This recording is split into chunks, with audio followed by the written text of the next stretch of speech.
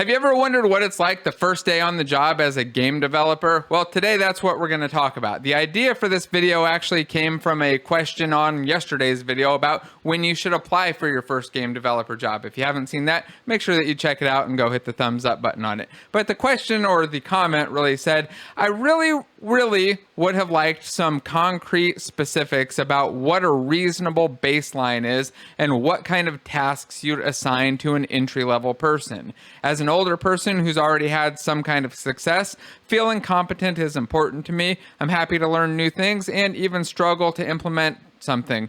But I want to feel like I'm in a position to hit the ground running rather than to having to make up ground at the jump, especially given the pressure to kind of over apply. So they're kind of uncertain about what entry-level skills are. So that's what we're going to discuss today. We'll talk about what it's like kind of the first day, the first week on the job, what you go through and what kinds of things you might need to know, what kind of tasks you'll be assigned, what I've seen people assigned, and kind of what I think you should know going into the job. So if it sounds interesting, make sure you hit thumbs up, subscribe and all that. And if you have an idea for a video, question, or comment, drop it down below. I'm going to take video ideas from the comments and just keep doing them every day.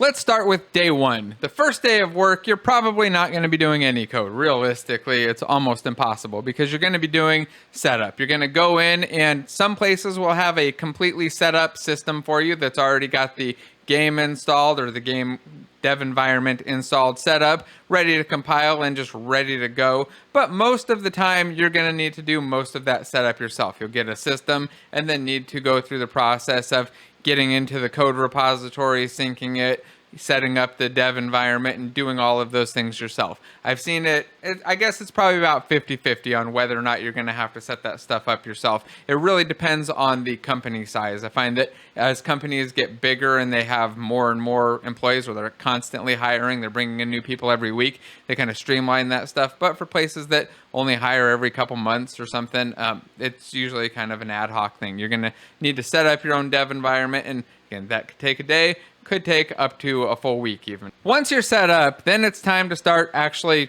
fixing things. And usually that's what's going to be the first thing that you'll do as a junior developer. You'll usually be fixing some minor bugs that are already in the game. Usually you'll go through some ticketing software, some system like Jira or whatever it is that the company uses, find some low priority, usually marked as cosmetic bugs, things like the text is showing the wrong text. It's saying, maybe it's saying the wrong item name or it's got the wrong pluralization on there. And you go find a couple of these things and see how many of these little ones you can go explore, find, and fix easily without breaking things. Of course, this only applies if the company already has a code base and there's some bugs in there for you to fix. So think of a game that's already been in development for a while. But if it's an earlier in development game, some of the things that you might be putting together would be, well, there's a combination of them. One of the first things I can think of is tool development. It's very common that a junior developer will come in and be kind of put in charge of,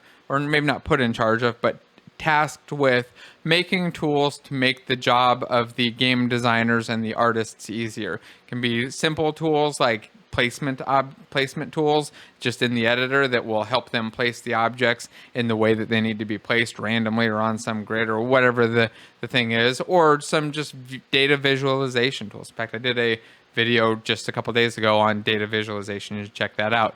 But doing little tools like these to help the designers and things tend to be one of the first things that you'll get assigned to. That and sometimes even performance optimization. I've seen developers who were junior developers come in and just they had a little bit of interest in optimization and performance, and they said, hey, well, since you're interested in that, take it over and why don't you do the profiling and see what you can come up with. And literally junior developer, I think, quadrupled the frame rate of one of the games that we're working on with his optimizations, just going through and profiling and figuring out what was wrong, what the weird things that were wrong, just because that was his passion and skill set at the time. Now he does all kinds of other crazy stuff, but that was a very long time ago.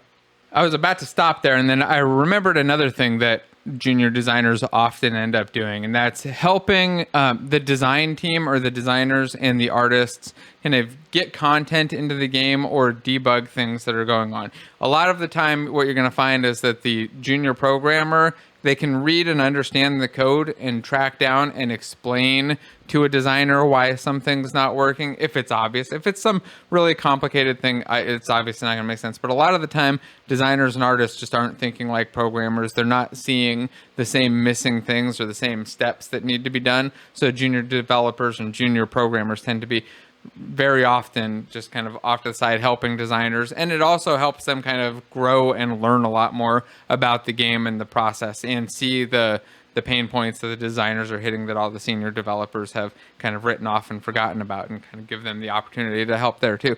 And speaking of helping, I mean, one of the most important things that you can do as a junior developer is just kind of ask questions and get help. So you want to make sure that when you're doing things, you're doing kind of the right things. So you want to, if you're not sure how to do something in the game the right way or what the recommended way is, generally what I would say is go ask a senior developer or somebody who's, you know, got a lot more experience on the project and isn't busy. Ideally, you don't want to kind of go interrupt somebody that's like deep in coding or in the middle of stuff. But if they're not busy, and you can just ask them like, I've got this, you know, I'm working on this problem. I think that this is kind of the solution I'd like to follow. Does that sound right to you? That's kind of the recommended way that I would go about solving a lot of the problems. Ask a lot of questions, especially if you get stuck on something. If you're unsure on the best or the right way to do something, just ask. If you're unsure on why something was done some way, just ask.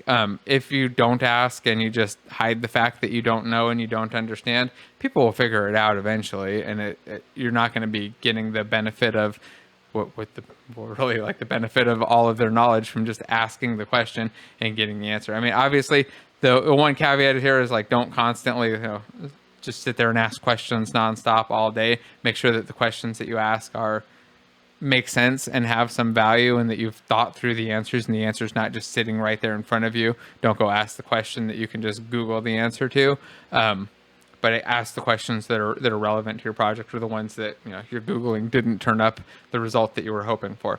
And I guess the final bit of advice here, which I guess this kind of turned into a bit more advice, is when you are on these teams as a junior developer, make sure that when they're going to do things, they're doing like social things, going out to lunch, or they're having a little office party or something. Attend those things and, you know, hang out with the people, talk to the developers.